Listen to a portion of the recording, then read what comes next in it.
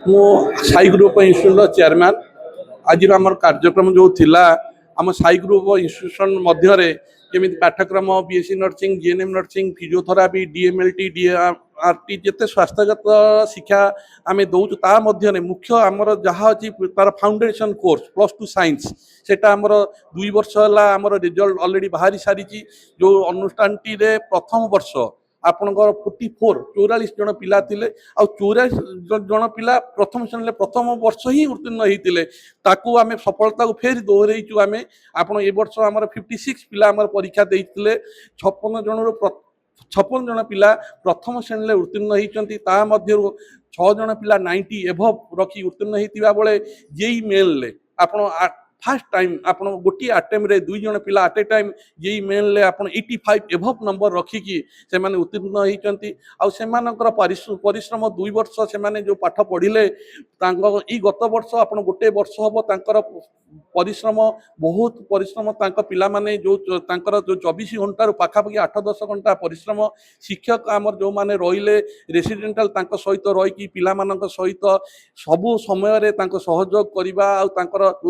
परिश्रम फल से पाई आज से बहुत खुशी अच्छे जीवन में उन्नत कामना करा कहूँ भविष्य में इंजीनियरिंग मेडिकल जहाँ पाठ्यक्रम पढ़े बापा मान भविष्य जहाँ अच्छी से साकार करूँ आ परिश्रम एमती जारी रखु परिश्रम जारी रखिले जहाँ लक्ष्य अच्छी जीवन में पहुँची पारे पचारे आम ये गरीब पिला माने भविष्य में कटक भुवनेश्वर आपण जीवा जा पाठ पढ़ुले यही आपणकर पाठ पढ़ाई बहुत परिश्रम गोटे बापा माँ इच्छा थाए आमर एक गरीब पिला माने पाठ जा दूर में कटक भुवनेश्वर जा पढ़ेवा बापा माँ मनकर मन में दुख थाए आम कटक भुवनेश्वर छाड़ी पारूना से आम बहुत कम पैसा भितर पाखापाखि रही से सफलता दवाई आम लक्ष्य थिला से लक्ष्य ही से सफल पाई कटक भुवनेश्वर न जाइए पाखे से पढ़ी रिजल्ट कर भल आहरी कहूँ जो सफलता आहरी खाली आमर नुह ये +2 साइंस नुह आप बीएससी नर्सिंग जीएनएम नर्सिंग ये पिला माने खाली आप जाजपुर जिला नुहे आप 8-10 गोटी जिलूर यदि भल शिक्षा आम प्रदान होची बोली कि पिला माने अनुभव करी गंजाम कोरापुट मालकानगिरी गजपति ये भाया जिलूर आप 400 ରୁ 500 पिला आप स्वास्थ्य क्षेत्र में से पाठ पढ़ुं पाठ पढ़ा सरवा संगे संगे से आपणकर विभिन्न हॉस्पिटल मानक निजुक्ति पाई ये पिला कहूँ परिश्रम से जारी रखु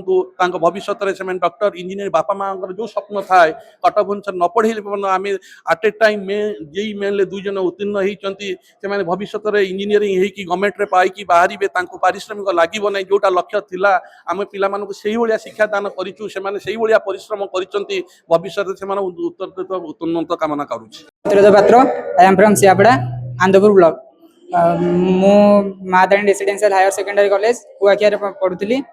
मोर 10th रे थिला 80% एवं +2 रे ए कॉलेज रे पढ़ी कि निज धन्य मन करुँच कॉलेज रे पढ़ी 92.3% अचीव करछि ए सफलता पछरे सबुठ बड़ हाथ हूँ मो बड़ भाई सी यदि न था मुझे ये पढ़ी पारि न था द्वितीय मो बापा माँ आशीर्वाद एवं आम कॉलेज रे जो शिक्षक शिक्षयित्री मैंने थे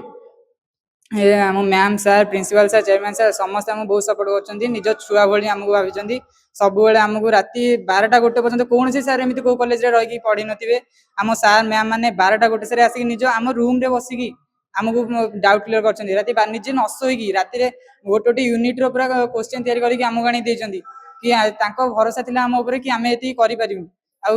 आमे समस्त निज धन्य मन करूछु कि आमे तांको भरोसा रखि पारिछु। सर सुभस्मिता जेना पंचपल रो आछि तो ए जो धारा रे मु आसिकी आज सक्सेस पाई से बहुत खुशी अच्छे आ यार श्रेय हो देवाक चाहिए मो पेरेंट्स को टीचर्स मान को एवं सब माताराणी इंस्टीट्यूशन को समस्त सपोर्ट जो मुझे ये पहुँच पार्टी बहुत गर्व लगुच तो मोर 10th रे थिला 85% बट मोर टार्गेट थिला कि 90% किंतु सेते बेले मु सफलता पाई पार नथिली तेणु मु टार्गेट करथिली कि 90% मु 12th रे जेमिति हेले रखिबी बहुत ही परिश्रम करी तो सकाळु मु मोर